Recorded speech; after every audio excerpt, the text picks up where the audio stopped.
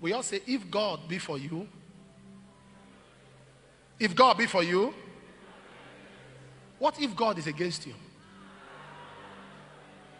God will only speak to you through a voice that you appreciate, you celebrate. Samuel had no grief against Eli. In fact, when God spoke to Samuel and told Samuel what he was about to do, he loved Eli too much. He didn't want to tell him everything. That God says, you and your sons. Out of the love he had, he said, and God just spoke. Eli said, come, don't lie to me. Tell me everything. Samuel said, I don't want to hurt this man's feelings. And he said, this is what the Lord said.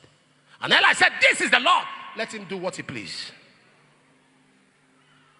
Tell me the truth. It's important that we understand. Stop being angry. God speaks to you through a grace. You see, Eli was blind, but Samuel knew this God that we serve, this God we serve, we have to be very, very careful. Because why God disqualifies a person is why he accepts another person. There are people that God cannot use because they talk too much. There are some other, the reason God is using them is because they talk too much. Hey, this God. In 1 Samuel chapter 16, if you read verse 5 to verse 7, you are going to be asking yourself, what is the matter? Read verse 6. Bring verse 6 up. And it came to pass, when they were come, that he looked on Eliab and said, surely the Lord's anointed is before him. Look at verse 7. And the Lord said unto Samuel, look not on his, nor, or, with stature. Okay, go to verse 11. Go to verse 11. And Samuel said unto Jesse, I hear all thy children. He said, there remaineth here the youngest, and behold, he keepeth the sheep. And Samuel said unto Jesse, send and fetch him, for we will not sit down till. All right, go to verse 12. And he sent and brought him. Now, he was ruddy withal, of a beautiful and goodly to look unto. And the Lord said, arise, anoint him, for this is he. Are you not worried there? Go back to verse 7. Maybe you didn't pick something. The Lord said to Samuel, look not on his. Go to verse 12. And he sent and brought him in. Now it was ruddy without, of a beautiful. God, what is the matter? This one rejected because of a countenance. This one accepted because of it. It is God. He is the Lord. He does as he pleases. You see, when we get to heaven, there will be a lot of shock. Shock. Shock. There are people you think don't know God. There are people you have written off. And that's why I'm careful.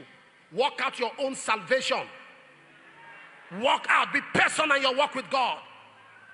Stop focusing on people's race. You can't run well when you are standing on another man's lane. Focus on your race. Cleanse your hearts, ye sinners, and purify your heart. We all say, if God be for you, if God be for you, what if God is against you? There's a message God gave me that I prepared. The title is, when your enemy is God's servant. Nebuchadnezzar, my servant.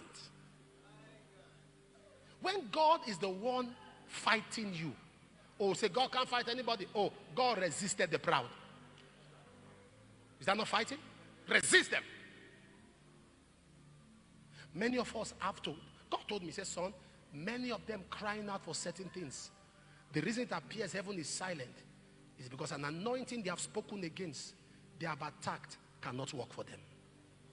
In your down moment, your alone moment, there were things you said because of your emotions, because you were pained.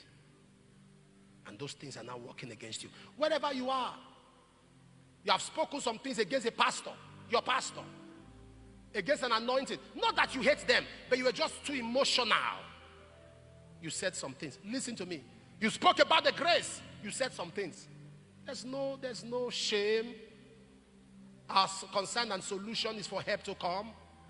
People, true statements. You didn't know when you contributed to it. You have been going to church, nothing has happened. Even me, I'm tired though. I don't even know what's going on. You said it.